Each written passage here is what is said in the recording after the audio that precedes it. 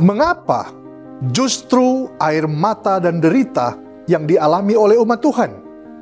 Apakah Tuhan sengaja membiarkan hal itu terjadi? Sakit berkepanjangan, pikiran terganggu dengan masalah hidup, dihianati, diintimidasi, disakiti, seolah tidak ada bahagia di bawah kolong langit ini. Dari perjalanan pulang seorang tokoh Alkitab bernama Yakub, kita akan melihat apa yang akan terjadi dengan umat Tuhan menjelang akhir dunia dan bagaimana solusinya. Mari kita berdoa. Bapa di sorga, siapkan hati kami untuk mendengarkan firman Tuhan. Di dalam nama Yesus, amin. Saudara-saudara, dalam perjalanan pulang, ketika peristiwa penipuan terjadi yang dilakukan oleh Yakub terhadap saudaranya Esau, maka bertahun-tahun lamanya dia berada di negeri orang dan dia rindu untuk kembali bertemu dengan saudaranya Esau. Tetapi ada satu peristiwa yang menyayat hati terjadi di sana. Kejadian 32 ayat 7 bagian A mengatakan, lalu sangat takutlah Yakub dan merasa sesak hati. Kenapa ini terjadi? Mengapa peristiwa ini terjadi dalam perjalanan pulang Yakub setelah peristiwa penipuan itu? Yakub kini telah bertekad untuk berdamai dengan Esau. Namun perjalanan pulang itu tidak semulus yang dia bayangkan. Esau telah siap dengan pasukan yang kuat untuk menghadapi Yakub. Kejadian 32 ayat 6 mengatakan, kemudian pulanglah para utusan itu kepada Yakub dan berkata, kami telah sampai kepada kakakmu Esau, dan ia pun sedang di jalan menemui engkau, diiringi oleh 400 orang. Rupanya Yakub ketakutan dalam perjalanan pulangnya oleh karena kesaksian daripada anak buah Yakub. Esau telah siap dengan pasukan yang begitu kuat untuk membinasakan Yakub. Itu sebabnya Yakub merasa takut. Yakub ketakutan oleh karena ada ancaman yang kemudian melanda kehidupannya. Kejadian 32 ayat 11 mengatakan, lepaskanlah kiranya aku dari tangan kakakku, dari tangan Esau, sebab aku takut kepadanya. Jangan-jangan ia datang membunuh aku, juga ibu dan anak-anaknya. Apa yang dialami oleh Yakub? Dalam perjalanan pulangnya, hal pertama yang dia alami yaitu dia mengalami tekanan mental yang mendalam. Tekanan mental yang mendalam dialami oleh Yakub pada hari itu. Kejadian 32 ayat 22 menuliskan, pada malam itu Yakub bangun dan ia membawa kedua istrinya, kedua budaknya, perempuan, dan ke-11 anaknya, dan menyeberang di tempat penyeberangan sungai Yabok. Saudara-saudara, dapat kita lihat ketakutan daripada Yakub. Ketakutan inilah yang membuat tekanan mental yang sangat tinggi. Tekanan mental yang sangat tinggi juga akan dialami oleh umat Tuhan menjelang kedatangan Tuhan yang kedua kali. Dalam perjalanan pulang kita menuju sorga, kita akan diintimidasi oleh setan. Kita akan diintimidasi oleh keadaan. Situasi akan membuat kehidupan kita menjadikan sebuah kehidupan yang dipenuhi dengan tekanan mental. Inilah mengapa kita harus aware, kita harus sadar umat Tuhan mengalami begitu banyak penderitaan dan air mata. Sebab Alkitab telah mencatatkan sebuah istilah yang disebutkan dengan masa kepicikan Yakub.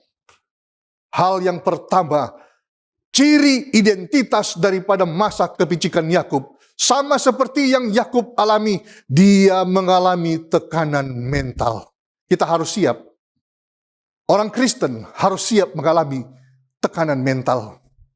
Tekanan silih berganti, baik masalah pekerjaan, masalah rumah tangga, masalah hubungan suami istri, anak dan orang tua, hubungan dengan lingkungan, hubungan dengan sekitar, seolah-olah tidak pernah luput dari beban hidup.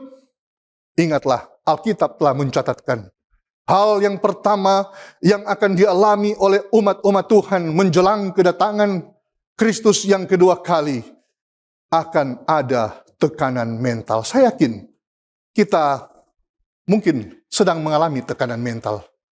Apa pergumulan Anda? Apa beban hidup Anda? Apa situasi kehidupan yang melilit kehidupan Anda saat ini? Percayalah, kita sedang dalam perjalanan pulang menuju sorgawi. Nanti kita akan lihat solusinya. Mari kita lihat situasinya setelah Yakub ketakutan. Di dalam Kejadian 32 ayat 24 dikatakan, lalu tinggallah Yakub seorang diri dan seorang laki-laki bergulat dengan dia sampai fajar menyingsing. Nah, sampai di situ tekanan mental yang sangat tinggi, diancam oleh Esau dengan pasukan yang begitu hebat. Ratusan orang ingin membunuh Yakub. Tiba-tiba ketika situasi itu mulai surut, Yakub kemudian mengalami pergumulan yang kedua. Pergumulan yang kedua, ia tinggal seorang diri dan ada seorang laki-laki yang bergulat dengan dia sampai fajar menyingsing. Apa yang terjadi? Kejadian 32 ayat 25 mengatakan, ketika orang itu melihat bahwa ia tidak dapat mengalahkannya, ia memukul sendi pangkal paha Yakub sehingga sendi pangkal paha itu terpelecok ketika ia bergulat dengan orang itu. Saya lihat dalam situasi di mana mentalnya sedang tertekan, kini Yakub mengalami hal yang menyakitkan, di mana dia mengalami sakit secara fisik. Sendi pangkal pahanya terpelecok. Ada tekanan fisik yang dialami oleh Yakub. Demikian juga dengan kehidupan kita. Mengapa kita berteriak? Mengapa kita kemudian merasakan beban hidup? Karena ciri yang kedua pada masa kepicikan Yakub adalah tekanan secara fisik. Di awal dia mengalami mental. Bagaimana mungkin dia akan dibunuh oleh saudaranya sendiri? Dia takut. Tetapi kali yang kedua, bukan saja mental, fisik. Tubuhnya mengalami sakit. Sendi pangkal pahanya terpelecok. Saudara-saudara, menjelang kedatangan Kristus yang kedua kali, kita juga akan diperhadapkan dengan tekanan secara fisik. Banyak di antara kita yang mungkin sudah sakit berkepanjangan. Banyak di antara kita yang tidak pernah sembuh ketika berdoa, begitu mengalami sakit. Apa yang harus kita lakukan? Sekali lagi saya ulangi, ada dua tekanan yang akan kita hadapi menjelang kedatangan Tuhan. Tekanan secara mental dan tekanan secara fisik. Apa solusinya? Apa yang harus kita lakukan? Dan kita dapat melihat solusi yang diberikan oleh Yakub dalam peristiwa ini. Apa yang Yakub lakukan? Yakub mengalami cobaan yang begitu berat. Yakub mengalami peristiwa tekanan hidup yang begitu berat, tetapi Yakub menunjukkan sebuah teladan kehidupan yang harus kita miliki menjelang akhir zaman ini, di mana ada hal yang harus kita lihat. Mari kita ulas sedikit sebelum kita melihat solusinya. Sebelum Yakub mengalami banyak cobaan, di Kejadian pasal 27 ayat 20 dikatakan, lalu Ishak berkata kepada anaknya itu, lekas juga engkau mendapatkannya anakku. Jawabnya, karena Tuhan Allahmu membuat aku mencapai tujuan. Sebelum dia mengalami cobaan, Yakub sebetulnya bukanlah orang yang percaya kepada Allahnya ayahnya. Itu sebabnya di ayat 20 tadi, di Kejadian 27, dia katakan, Allah ayahnya, bukan Allahku. Yakub tidak pernah memanggil Allah ayahnya, Allahnya juga. Dia menyebut Allah itu dengan sebutan Allahmu. Tetapi saat Yakub mengalami tekanan hidup, hubungannya dengan Allah ayahnya terbangun. Yakub kini percaya kepada Allah ayahnya. Di dalam Kejadian 32 ayat 6 mengatakan, lalu kata orang itu, biarkanlah aku pergi, karena fajar telah menyingsing. Sahut Yakub, aku tidak akan membiarkan engkau pergi jika engkau tidak memberkati aku. Peristiwa ini menunjukkan bahwa Yakub kini percaya kepada Allah ayahnya. Yakub bertahan sampai fajar menyingsing dan Yakub diberkati. Solusi dalam menghadapi tekanan hidup. Ini solusi mahal dari Alkitab. Jika engkau mengalami tekanan hidup yang berat, tekanan secara fisik, tekanan secara mental, jawabannya apa yang dilakukan oleh Yakub? Yakub bertahan sampai fajar itu datang. Yakub katakan, aku tidak akan membiarkan engkau pergi jika engkau tidak memberkati aku. Ya, ini simpel. Bertahan sampai kesudahan. Rahasia menghadapi masa kepicikan Yakub. Rahasia menghadapi tekanan hidup. Beban yang kita alami di dunia yang penuh dengan ketidakpastian ini adalah bertahan sampai kesudahan. Bertahan bersama Kristus.